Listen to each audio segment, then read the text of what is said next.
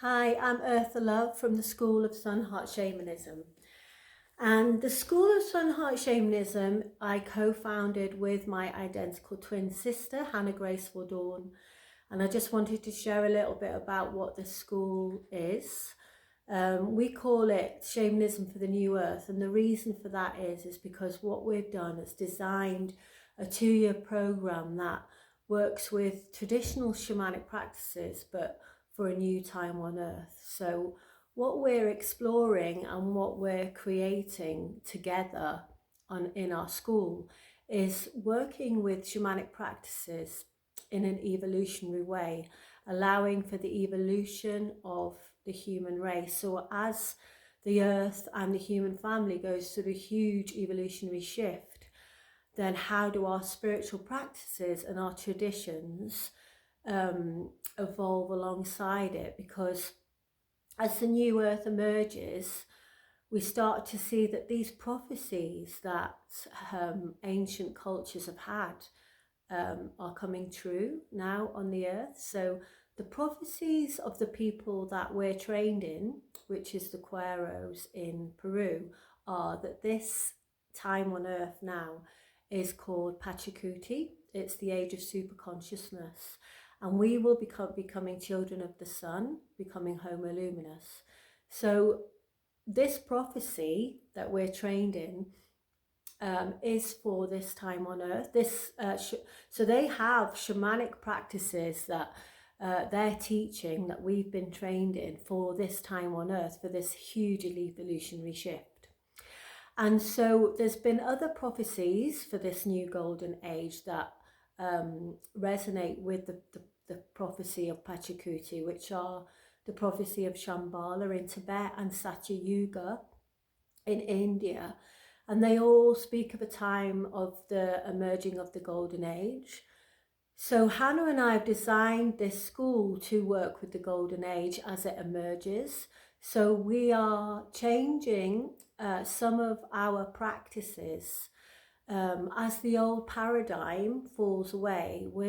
We're beginning to see that maybe shamanism for the new earth is going to emerge out of that old paradigm falling away. For example, in traditional cultures, the shaman was the holy person that lived on the edges of the village, and the spiritual teachings and connection to spirit was through the shaman, through the guru, through the holy people. Where I see now we're all becoming aware of our own holiness, we're all becoming aware of our sacredness and our abilities to connect to our God self and to the conscious ecosystem of Gaia. And it's not just the shamans or the gurus or the holy people that have the time and the ability to connect to the holy, to their God self and to consciousness. That we're all working, we've all been working for a long time, some of us, to transform our wounds into higher states of consciousness. That's what I call it.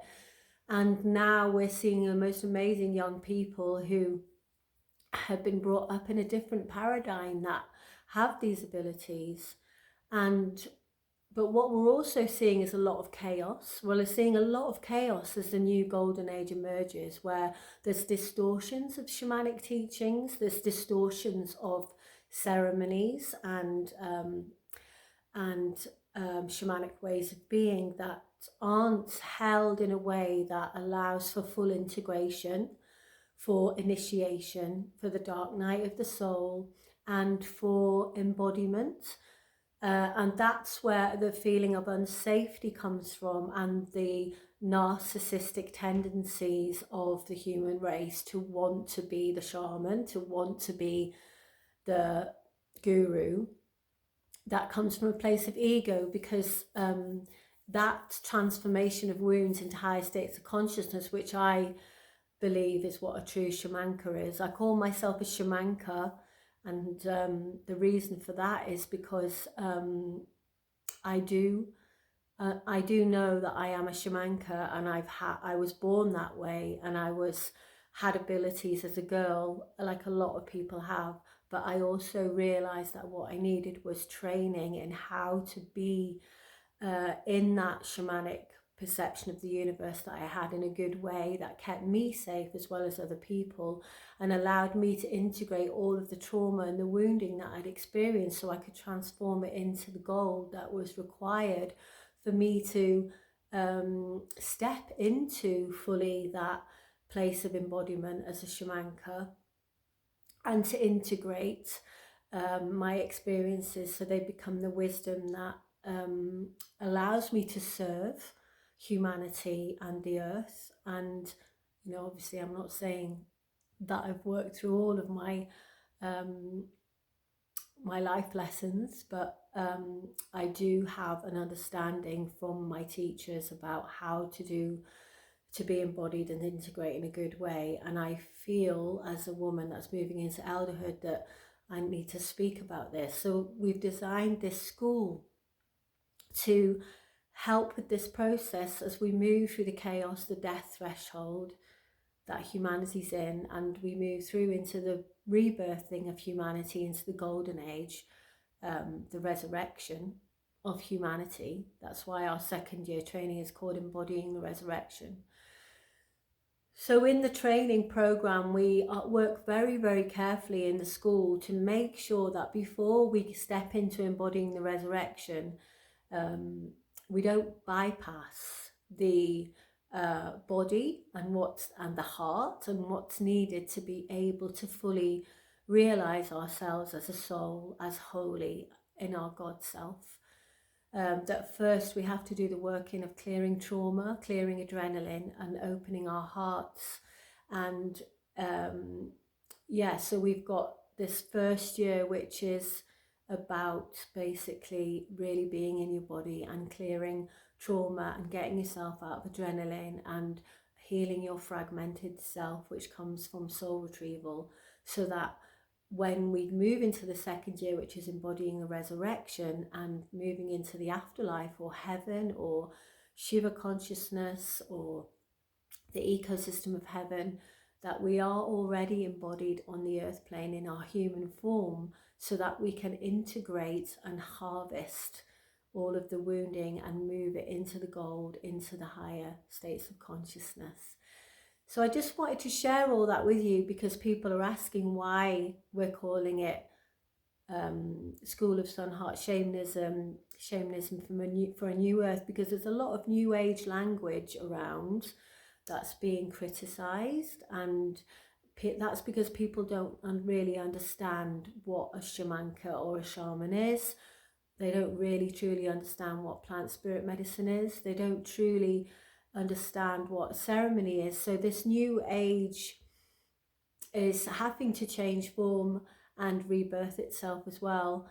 So there's so much that we could talk about with this, but our School of Sunheart Shamanism is seeing this time of evolutionary shift to the golden age as the huge initiation that is needed for humanity to resurrect itself. So the new age scene and how ego driven and narcissistic it's become, to me, is all part of the process of awakening.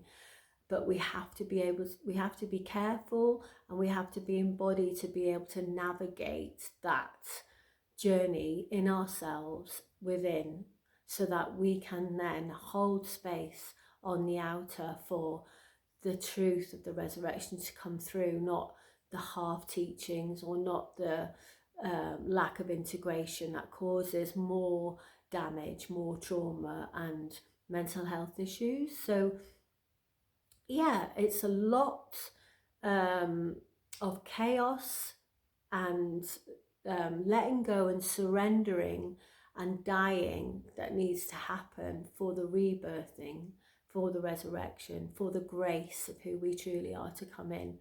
And so we can't spiritually bypass it. We have to allow our whole of our being to heal and to integrate this huge amount of grace that's coming, huge amount of ecstasy, huge amount of rapture. It's a time of rapture. And so we work a lot with the death thresholds, we work a lot with rites of passage initiation, and with the soul and with trauma. So I wanted to just share all of that with you because we get a lot of people asking about the School of Sunheart Shamanism now. So our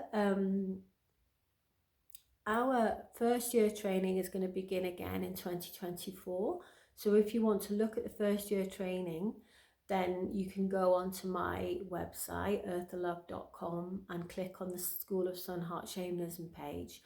Or you could go on Hannah's website, which is Temple of Graceful Dawn, which has also got a page for the School of Sunheart Shamanism, and you can see exactly what the program is, what the schedule is for the year's training.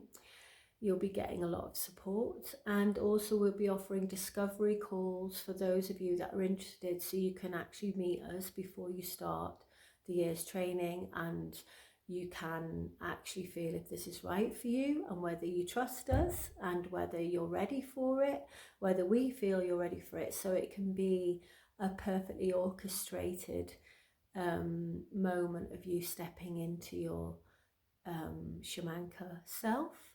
So thank you for listening. Take a look at the websites and I'll put the link down below.